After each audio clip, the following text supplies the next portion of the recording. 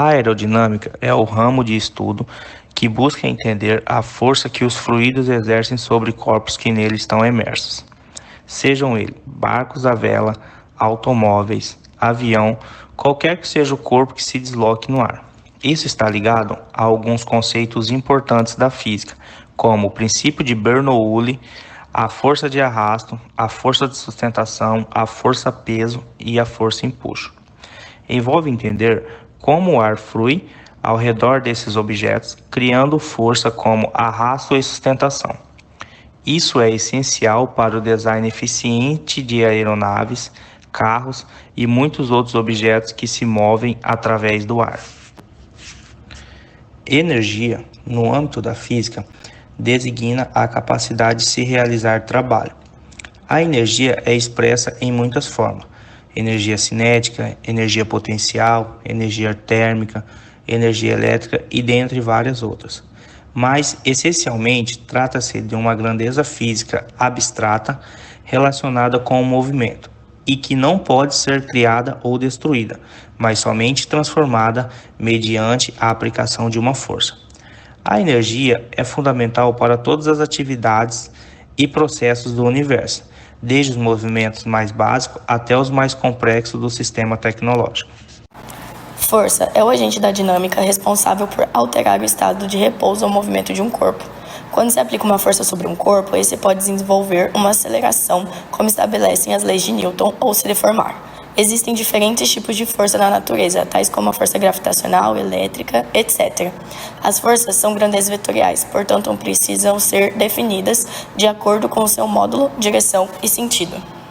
Na engenharia, a força é fundamental em uma ampla gama de aplicações. Ela é usada para calcular e projetar estruturas, máquinas e sistemas que devem suportar cargas e resistir a diferentes tipos de tensões. Por exemplo, na engenharia civil, a força é considerada ao projetar pontes, edifícios e outras estruturas para garantir que sejam capazes de suportar cargas estáticas e dinâmicas ao longo do tempo. Na catapulta, a força é aplicada de forma a armazenar energia potencial elástica em um sistema de propulsão, como uma corda ou mola, para depois liberá-la rapidamente e lançar um projétil. Quando a catapulta é acionada, a força é inicialmente usada para tensionar o sistema de propulsão, como, por exemplo, esticar uma corda ou comprimir uma mola. Essa tensão armazena energia potencial elástica no sistema. Catapultas são um exemplo clássico de como a força pode ser manipulada para realizar tarefas específicas, nesse caso, lançar projéteis de forma controlada e eficaz. Funções matemáticas. As funções matemáticas desempenham um papel fundamental na física, especialmente em níveis mais avançados, como na Física 2. Algumas das principais funções matemáticas que são frequentemente usadas nesses contextos são elas. As principais funções usadas nesse contexto são as funções trigonométricas, as funções exponenciais e logarítmicas, as funções de onda, as funções do movimento uniformemente variado, as funções vetoriais, as funções do movimento harmônico simples e as funções do campo escalares e vetoriais. O lançamento oblíquo é um tipo de movimento projétil em que o objeto é lançado em um ângulo em relação à horizontal. O tipo de movimento é comum em situações onde um objeto é arremessado ou disparado, como no caso de um jogador de basquete arremessando a bola em direção à cesta, um projétil sendo lançado por um canhão.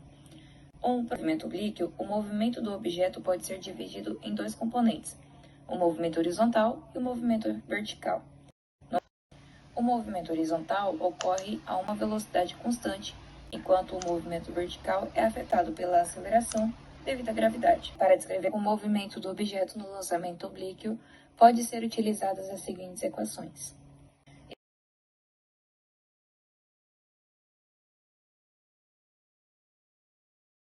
Na catapulta, o movimento oblíquo refere-se ao lançamento de um objeto em um ângulo em relação à horizontal, como, por exemplo, uma pedra ou um projétil, como já falado. A catapulta é um dispositivo mecânico que utiliza energia armazenada para lançar um objeto com força considerável, e o movimento oblíquo é frequentemente empregado para aumentar a distância ou precisão do lançamento.